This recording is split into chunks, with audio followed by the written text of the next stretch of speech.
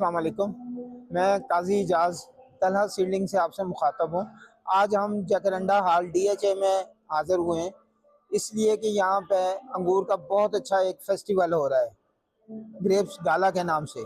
तो आप इस पर भी देखेंगे, ये 10वां ग्रेप गाला है। यहाँ पे बहुत अच्छी वैरायटियाँ आई हैं। यहाँ पे पौधे तो नहीं आए हैं, लेकिन फल सारे आए हैं।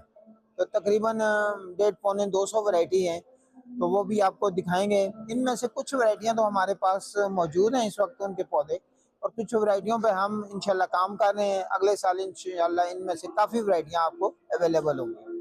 तो आइए देखते हैं कौन कौन सी वैरायटियां और कैसे कैसे फल आए।